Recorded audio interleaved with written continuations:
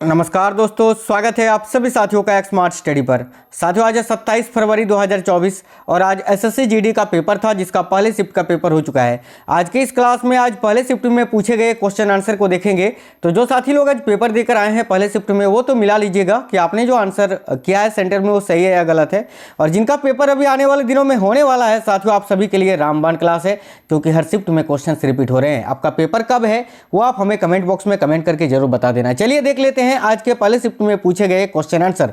जैसे कि आज आपसे पहले शिफ्ट में क्वेश्चन पूछा गया था, शुरू करते हैं हिंदी के कुछ क्वेश्चन से। तो एक तो मुहावरा आपसे ये पूछा गया था कि अपना घर मानना, मुहावरे का अर्थ क्या होता है। तो देखिए, अपना घर मानना मुहावरे का अर्थ होता है अपने घर की तरह दूसरे के घर में रहना।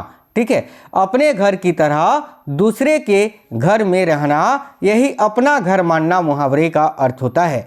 आगे एक मुहावरा ये था कि जहर उगलना, जहर उगलना मुहावरे का अर्थ क्या होता है। तो साथियों ध्यान दीजिएगा, जहर उगलना मुहावरे का अर्थ क्या होता है। अपमानजनक बातें कहना या कड़वी बातें कहना। अब इसके अनुसार जो आपको ऑप्शंस में दिया हुआ था वो आपका राइट आंसर होता। गद्यांश तो आपको हर शिफ्ट में पूछा जा रहा है हिंदी का 5 नंबर का, और आज जो गद्यांश पूछा था पहले शिफ्ट में वो छठ पूजा पर आधारित था। ठीक है, ये आप लोगों ने आसानी से कर लिया होगा। एक क्वेश्चन था शहरी का विलोम शब्द क्या होता है। तो भाई, शहर में जो लोग रहते हैं उसको शहरी बोलते हैं, उसके अलावा गांव में जो लोग रहते हैं उसको ग्रामीण बोलते हैं। तो शहरी का विलोम शब्द क्या हो जाता, ग्रामीण हो जाता। तो इस क्वेश्चन के लिए आपका करेक्ट आंसर हो जाता ग्रामीण। एक क्वेश्चन था हाजिरी का विलोम शब्द क्या होता है। साथियों देखिए, हाजिरी का विलोम शब्द होता है गैर हाजिरी। क्या होता है, गैर हाजिरी। जैसे कि हाजिरी, देखिए हाजिरी का विलोम शब्द आपका क्या होता है, तो गैर हाजिरी याद रखना, गैर हाजिर। हाजिर जैसे कि एक होता है हाजिर। ठीक है, हाजिर का विलोम शब्द होता है गैर हाजिर। उसी प्रकार हाजिरी का विलोम शब्द होता है गैर हाजिरी। ठीक है, एक क्वेश्चन था रात्रि में घूमने वाला, वाक्यांश के लिए एक शब्द क्या होगा। तो भाई देखो, ये जो निशाचर यहाँ पर इसका करेक्ट आंसर होगा। देखिए, निशा ये रात का ही पर्यायवाची शब्द होता है ना, निशा, निशाचर। रात्रि में घूमने वाला व्यक्ति या रात्रि में घूमने वाला, इस वाक्यांश के लिए एक शब्द क्या होगा, निशाचर होगा आपका। साथियों आप लोग वीडियो को लाइक जरूर कर दीजिए अगर आप में से किसी ने अभी तक क्लास को लाइक नहीं किया है तो, और प्लीज अपने दोस्तों तक जरूर शेयर करना। आप में से अगर कोई भी साथी नए हैं तो चैनल को सब्सक्राइब करके बेल आइकन को ऑन कर लीजिएगा। एक क्वेश्चन ये था करंट अफेयर्स से कि the grand cross of the order of honour पुरस्कार 2023 से किसे सम्मानित किया गया है। तो भाई देखिए, the grand cross of the order of honour पुरस्कार 2023 से भारत के प्रधानमंत्री नरेंद्र मोदी जी को सम्मानित किया गया है। बात करें साथियों, ये जो पुरस्कार है ये किस देश का पुरस्कार है। तो भाई देखिए, ग्रीस, जिस समय अभी 2023 में, अगस्त 2023 में नरेंद्र मोदी जी जब ग्रीस के दौरे पर थे तो ग्रीस के राष्ट्रपति ने जो है ग्रीस देश का जो दूसरा सर्वोच्च नागरिक पुरस्कार है, जैसे कि भारत का दूसरा, देखिए भारत का सर्वोच्च नागरिक पुरस्कार है भारत रत्न, दूसरा सर्वोच्च नागरिक पुरस्कार है पद्म विभूषण, उसी प्रकार ये ग्रीस देश का दूसरा सर्वोच्च नागरिक पुरस्कार है the grand cross of the order of honour, जिसे प्रधानमंत्री नरेंद्र मोदी जी को सम्मानित किया गया था। ठीक है, आगे देखिए क्वेश्चन ये था अशोक के अभिलेखों की भाषा कौन सी थी। तो भाई देखिए, अशोक के अभिलेखों की भाषा कौन सी थी, तो ब्राह्मी लिपि थी। ब्राह्मी लिपि की खोज साथियों टी पेनथेलर ने की थी, यानी अशोक की लिपियों की खोज 1760 में की गई थी टी पेनथेलर के द्वारा, और इसको सबसे पहले पढ़ा था जेम्स प्रिंसेप ने 1837 में। ठीक है, तो याद रखिए अशोक के अभिलेखों की जो भाषा या लिपि थी वो थी ब्राह्मी लिपि। ठीक है, आगे एक क्वेश्चन ये आपसे पूछा था कि किस अनुच्छेद को किस अधिकार को अनुच्छेद 19 से हटाया गया था। अब देखिए, बार बार हम पढ़ते हैं, आपको कई बार पढ़ाए हैं कि साथियों संपत्ति का अधिकार जो है पहले मौलिक अधिकार हुआ करता था। इसको 44वें संविधान संशोधन अधिनियम 1978 में मौलिक अधिकार की सूची से हटाकर वैधानिक अधिकार या कानूनी अधिकार बना दिया गया था। तो संपत्ति का अधिकार जो है पहले अनुच्छेद 19 का 1 का खंड F में वर्णित था, उसको जो है हटाकर अभी वर्तमान में वैधानिक अधिकार बना दिया गया है। और वर्तमान में संपत्ति का अधिकार एक कानूनी अधिकार है जो कि वर्तमान में संविधान के अनुच्छेद 300 का क में वर्णित है। ठीक है, तो साथियों ये आपका करेक्ट आंसर हो जाता, संपत्ति के अधिकार को हटाया गया था। आगे एक क्वेश्चन ये था कि संविधान के अनुच्छेद 126 का संबंध किससे है। तो देखिए, भारतीय संविधान के अनुच्छेद 126 का संबंध है सर्वोच्च न्यायालय में कार्यवाहक न्यायाधीश की नियुक्ति से। अब देखिए, सर्वोच्च न्यायालय में जब मुख्य न्यायाधीश अनुपस्थित होते हैं, ठीक है, तब उस वक्त अनुच्छेद 126 के तहत सर्वोच्च न्यायालय में कार्यवाहक न्यायाधीश की नियुक्ति की जाती है, याद रखना, ठीक है। तो इसका करेक्ट आंसर होता सर्वोच्च न्यायालय में कार्यवाहक न्यायाधीश की नियुक्ति से। आगे देखिए, आगे एक क्वेश्चन था, भारतनाट्यम की जननी किसे कहा गया है या किसे कहा जाता है? तो भाई भारतनाट्यम की जननी साथियों रुक्मणी देवी अरुंडेल को कहा जाता है, जो कि भारतनाट्यम की विख्यात नृत्यांगना थी, रुक्मणी देवी अरुंडेल। तो यहाँ आपका करेक्ट आंसर हो जाता रुक्मणी देवी अरुंडेल। बात करें भारतनाट्यम की तो ये भारत का सबसे पुराना या सबसे प्राचीन शास्त्रीय नृत्य है और भारतनाट्यम भारत के तमिलनाडु राज्य का शास्त्रीय नृत्य है, याद रखिएगा। एक क्वेश्चन था, उस्ताद जाकिर हुसैन का संबंध किस वाद्य यंत्र से है?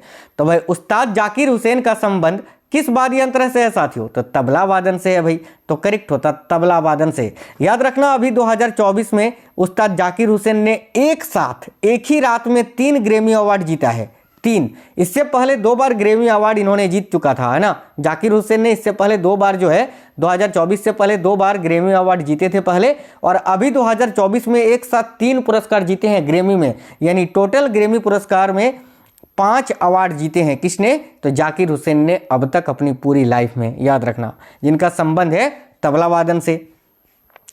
एक क्वेश्चन था, अंडर 17 महिला फीफा वर्ल्ड कप 2022 कहां पर आयोजित हुआ था?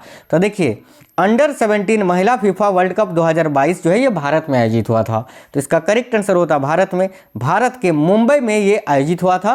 तो याद रखना भारत आपको ऑप्शन में जरूर दिया होगा और भारत इस क्वेश्चन का राइट आंसर हो जाता। एक चीज और साथियों, अगर आप में से कोई भी आज पहले शिफ्ट में पेपर देकर आए हैं और जो मैं आपको बता रहा हूं इसके अलावा कोई भी क्वेश्चन याद है तो वीडियो के नीचे कमेंट कर देना, मैं उन क्वेश्चनों को अगले शिफ्ट का जब एनालिसिस वाला क्लास आएगा उसमें ऐड करके आपको बता दूंगा।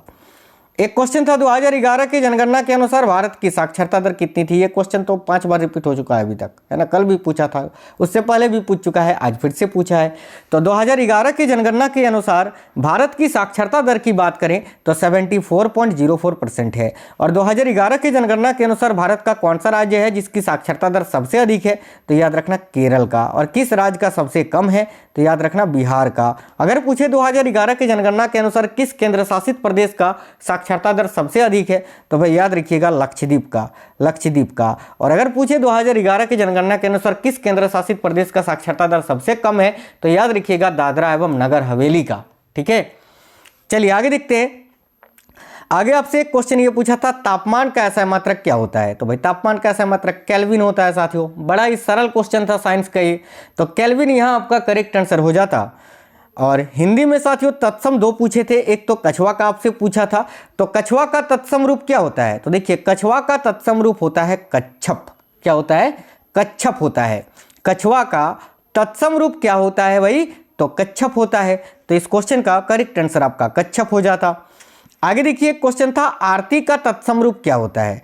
तो आरती का तत्सम रूप आपसे पूछा था, तो आरती का तत्सम रूप होता है आरात्रिक।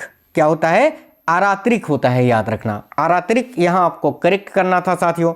आगे देखिए, आगे एक क्वेश्चन था, इनमें से कौन सा खिड़की का पर्यायवाची शब्द नहीं है? यानी 3 तो आपको खिड़की के पर्यायवाची शब्द दिए हुए थे ऑप्शन में, एक कोई दूसरे का पर्यायवाची शब्द आपको दिया होगा, वही आपको चुनना था, वही आपका आंसर हो जाता। हालांकि इस क्वेश्चन का मुझे ऑप्शन तो नहीं मिल पाया था, इसीलिए मैंने खिड़की के जो प्रमुख पर्यायवाची शब्द होते हैं वो मैंने यहाँ लिख दिया है। जैसे कि देखो खिड़की का पर्यायवाची शब्द होता है, एक तो वातायन, बारी भी होता है, दरीचा भी होता है, इसके अलावा साथियों गवक्ष भी होता है और झरोखा भी होता है। ये सभी जो है खिड़की के पर्यायवाची शब्द है। तो ये सब अगर ऑप्शन में थे तो वो तो ठीक था, एक कोई दूसरी चीज का पर्यायवाची शब्द आपको दिया होगा, वही आपको चुनना था, वही आपका आंसर होता। एक साथियों बदमाश का पर्यायवाची शब्द आपसे पूछा था। देखिए बदमाश का विलोम शब्द भी आपसे पहले पूछ चुका है, तो बदमाश का विलोम शब्द शरीफ होता है। और बदमाश का पर्यायवाची शब्द इनमें से कौन सा एक नहीं है, ये आपको छांटना था। अब देखिए मुझे ऑप्शन इसका भी नहीं मिल पाया है, इसीलिए बदमाश के जो प्रमुख पर्यायवाची शब्द होते हैं वो मैंने यहाँ लिख दिया है।